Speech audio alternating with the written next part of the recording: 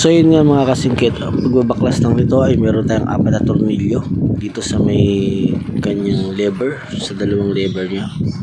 Ayan, sa kaliwat kanan sa ilalim ng lever. Then dito sa may kanyang head, sa may una ng cowling, sa may likod ng cowling. Ayan. Natanggalin nyo lang yung 4 na tornilyo na yan, yung basic na mga screw niya. At dito naman sa pagbabaklas ng kanyang cowling ay paangat po ang ating paghatak dahil nababasag po ang lock po ng cowling na yan. At ingat lang po sa pagbabaklas dahil mapapalitan po talaga natin yan ng bago pag nagkataon. A few minutes later. Kaya nga mga kasingkit, no, basic na basic lang, no. So mabilisan lang kasi kaya pinadali ko na rin yung pagkakalas. So kasi umuulan na tayo, abot tayo ng ulan na yun, madilim. So ito lang, basic lang na. Yung kulay brown dito na sa akin, hanapin lang itong kulay light brown na to. Ito light brown. Tapos baklasin nyo lang to. Tusok nyo dun yung kulay red na wire. Ayun yung positive niya. So yung charger na to, yung red yung positive niya. Ayun. Kulay red yung positive. Ayun. Nasa loob na yan. Red. Tapos yung kanyang body ground, yung body ground niya nilagay ko lang dito. So yung black wire niya, tapos so yun, ayun lang. Tinesting ko naman siya, okay naman. So isa lang kasi yung cellphone natin, kaya yan.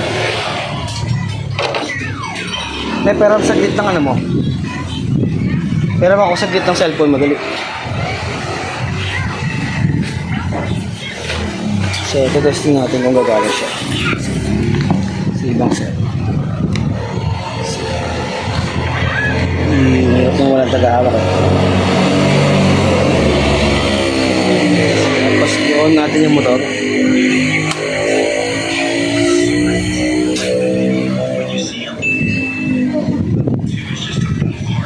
As you can see yan, nakita natin.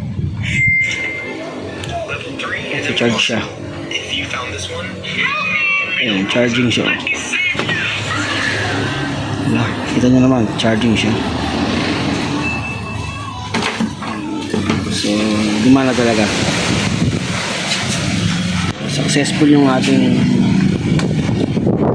kabit ng DIY na cellphone charger dito sa MIUI 125. Sana may natutunan kayo, kahit mabilisan lang. So yun na nga mga singkit, no? Natapos na natin ito. Naikabit na natin yung ating cellphone charger. So napakadali lang ng kabit.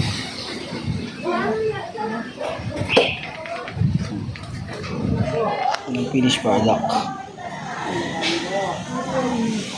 So hindi na tayo malulubat. Kahit malubat pa yung cellphone natin, meron tayong charger. Kasingkit lang, saka lang. So yun guys, no? Sana may natutunan kayo sa video natin. So maraming salamat sa panonood sa aking walang kwentang video.